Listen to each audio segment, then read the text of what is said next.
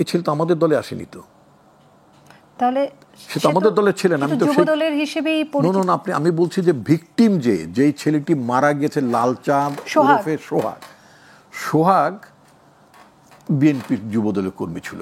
That is documentary এভিডেন্সড।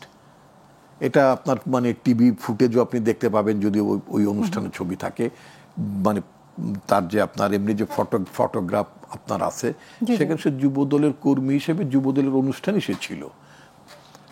ঠিক আছে, যারা মেরেছেন তারা বিএনপি যুবদলের কেউ নন, এটা ভিকটিমের পরিবার, সোহাগের ছেলে মেয়েরা, তাদের পরিবার। এটা তো প্রসঙ্গটা আসছে যে বারবার যারা মেরেছেন তারা, এইটাই তো কনস্পিরেসি। এটি হচ্ছে যে আগামী নির্বাচনকে সামনে রেখে যারা বিএনপির প্রতিপক্ষ তারা এই ক্যাম্পেইনটা চালালো। Very interesting. আমি যদি আসাদুজ্জামান রিপন আপনার কাছে আসি, সারা দেশে এই যে চাঁদাবাজি, সন্ত্রাসী কর্মকাণ্ড, এসব ঘটনার জন্য কম বেশি সকল রাজনৈতিক দলগুলোর নামই কিন্তু আসছে, কিন্তু আমরা এই কিছুক্ষণ আগে যে প্রতিবেদনটি দেখলাম মিটফোর্ডের এই ঘটনাটি কি বিএনপিকে বড় ধরনের কোনো চাপে ফেলে দিল? ধন্যবাদ আপনাকে। হ্যাঁ, এক ধরনের মিডিয়া ট্রায়ালের মধ্যে তো পড়েছেই, এতে কোনো সন্দেহ নেই। ঘটনাটি হচ্ছে 9 জুলাইতে ঘটনা ঘটেছে দিবালোকে। যে ব্যক্তিটি আপনার নৃশংস ঘটনার শিকার হয়েছেন তিনি নিজেও যুবদলের একজন কর্মী।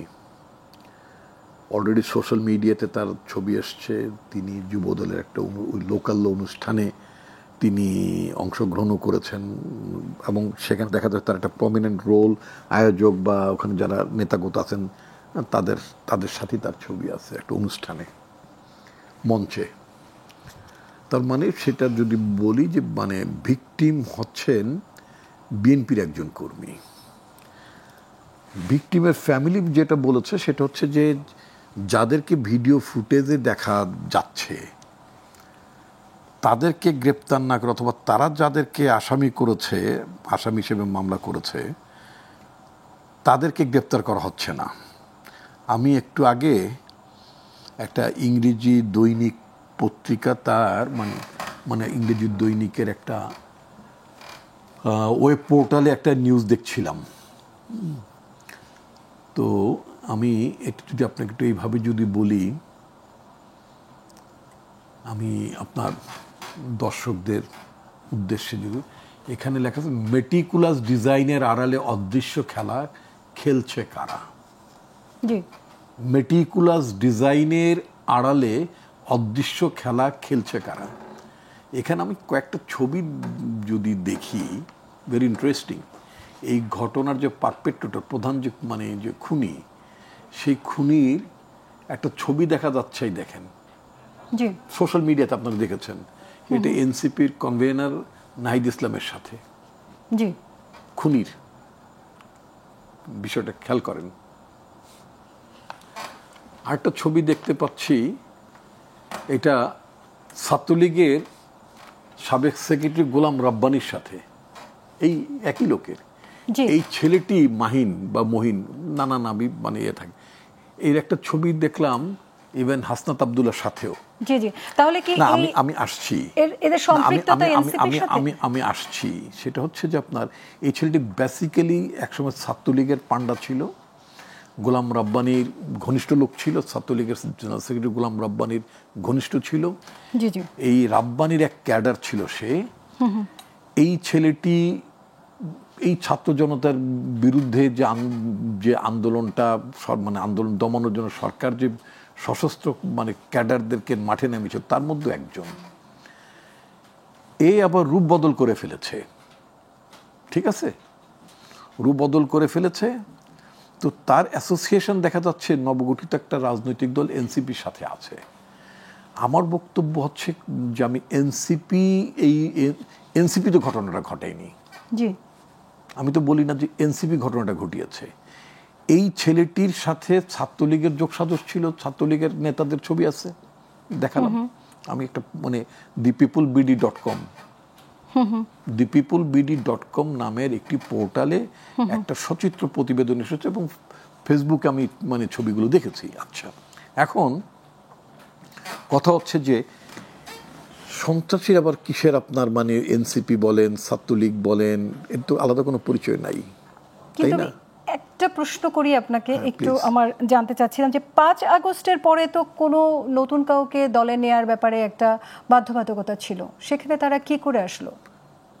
এই ছেলে তো আমাদের দলে আসেনি তো, তাহলে সে তো আমাদের দলের ছিলেন। আমি তো যুব দলের হিসেবেই পরিচিত। আমি বলছি যে ভিকটিম যেই ছেলেটি মারা গেছে লালচাঁদ ওরফে সোহাগ বিএনপির যুব দলের কর্মী ছিল। That is documentary evidenced. এটা আপনার মানে টিভি ফুটেজও আপনি দেখতে পাবেন, যদি ওই অনুষ্ঠানের ছবি থাকে, মানে তার যে আপনার এমনি যে ফটোগ্রাফ আপনার আছে, সেখানে সে যুব দলের কর্মী হিসেবে যুব দলের অনুষ্ঠানই সে ছিল। ঠিক আছে, যারা মেরেছেন তারা বিএনপি যুব দলের কেউ নন, এটা ভিকটিমের পরিবার, সোহাগের ছেলে মেয়েরা, তাদের পরিবার। এটা তো প্রসঙ্গটা আসছে যে বারবার যারা মেরেছেন তারা, এইটাই তো কনস্পিরেসি। এটি হচ্ছে যে আগামী নির্বাচনকে সামনে রেখে যারা বিএনপির প্রতিপক্ষ তারা এই ক্যাম্পেইনটা চালালো। Very interesting. Video footage is দেয়ার।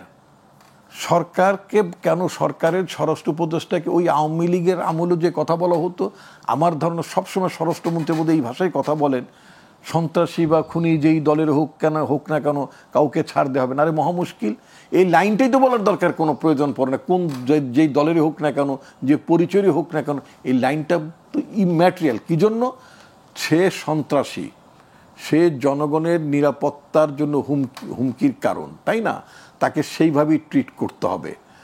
তো সুতরাং তার চেহারা, তার আকৃতি, তার রূপ, এটা তো বিবেচনায় নেওয়ার কোনো কারণই নেই। আমি খুব ক্যাটেগরিক্যালি দায়িত্ব নিয়ে বলছি যে আমাদের দলের কোনো ছেলে এই ঘটনার সাথে জড়িত নয়, বরং যিনি ভিকটিম তিনি আমাদের দলেরই একজন কর্মী। এটা প্রমাণিত, এটা সোশ্যাল মিডিয়াতে। এখন কথা হচ্ছে কি যে এই যে একটা প্রচার হলো, প্রচার যে বিএনপির কি যুবদল, স্থানীয় যুবদল, ছাত্র দলের ছেলেরা মেরেছে, আর যায় কোথায়, সাথে এটা মাল্টিপল প্রচারণা শুরু হয়ে গেল, সোশ্যাল মিডিয়াতে মানে লেখালেখি শুরু হয়ে গেল, তারপরে আপনার না বুঝে না জেনে মিটিং মিছিল শুরু হয়ে গেল, বিএনপির বিরুদ্ধে শাপান্ত শুরু হয়ে গেল। অ্যান্ড ভেরি আনফর্চুনেট যে একেবারে মানে এটা তো একটা কনস্পিরেসি থিওরি বোঝা যায়। আমাদের প্রফেসর মোহাম্মদ ইউনূস, ঘটনাটাকে যদি আমি বাদ দিই, সারা দেশে যে আরো কিছু চাঁদাবাজি, কিছুক্ষণ আগে আমি পল্লবীর যে একে বিল্ডার্সের কথা বললাম, এই আদার্স যে চাঁদাবাজির ঘটনাগুলো, সেখানে যে বারবার বিএনপির নাম আসছে, সেটা কেন? বিএনপির নাম আসবে কেন আমি আপনার কথা বলি, এইটা তো একটা কনস্পিরেসি। বাংলাদেশে লক্ষ লক্ষ কোটি কোটি মানুষ, কেউ বিএনপি করে, কেউ অন্য দল করে। এখন যে এই কাজটি করছে, এই কাজটি যে করছে তাকে যে উনি যেটা বলছে, সে একজন এক্সটর্শনিস্ট। তাহলে আপনি বলতে চাচ্ছেন এই যে চাঁদাবাজি হচ্ছে বা সন্ত্রাসী কর্মকাণ্ড হচ্ছে, সেখানে বিএনপির কেউ নেই? নো, আমি তা বলছি না। বিএনপির পরিচয় বহন করে এমন কেউ থাকতে পারে। দ্য মোমেন্ট আমরা যখন শুনতে পাচ্ছি তার বিরুদ্ধে উই আর টেকিং অ্যাকশন, তাকে আমরা দল থেকে বের করে দিচ্ছি। আমি যখন আমার ঘর থেকে বের করে দিই, তখন সে কি করে? তার আইডেন্টিটি হারায়। আপনি পুলিশের লোক, আপনি আইন প্রয়োগকারী সংস্থার লোক, আপনার দায়িত্বটা কি? আপনার দায়িত্ব হচ্ছে তাকে আইনের আওতায় আনা, তাকে গ্রেপ্তার করা।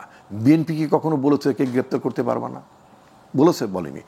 উল্টো বলেছে, আমাদের নেতা তারেক রহমান উল্টো বলেছেন যে তাদের বিরুদ্ধে ব্যবস্থা নেওয়া। গতকালকে আমার পার্টির ভারপ্রাপ্ত চেয়ারম্যান বলেছেন যে সরকার ব্যবস্থা নিচ্ছে না কেন, পুলিশ কেন তাদের বিরুদ্ধে ব্যবস্থা নিচ্ছে না? তাহলে একদিকে ব্যবস্থা নিচ্ছে না, অপর দিক থেকে প্রচারণা চালাচ্ছে বিএনপি লোকেরা এইগুলো করেছে। আমি তো পুলিশ না। আজকে যদি আমি গভর্নমেন্টে থাকতাম, আমি যদি আপনার অনুষ্ঠান যদি অ্যাজ হোম মিনিস্টার যদি আমি অ্যাপিয়ার করতাম, আপনি আমাকে বলতেন যে আপনি ব্যবস্থা নিচ্ছেন না কেন, আপনার সরকার কেন ফাংশন করছে না, সরকার কেন ব্যবস্থা নিচ্ছে না, এই আলোচনা। তাহলে আমি সরকারে গেলে অবশ্যই দমন করব, এবং এগুলো চলবে না। এটা একেবারেই চলবে না। মানুষের হয়রানি হতে পারে, এই প্রশ্নটা নিয়ে সরকার কেন ব্যবস্থা নিচ্ছে না।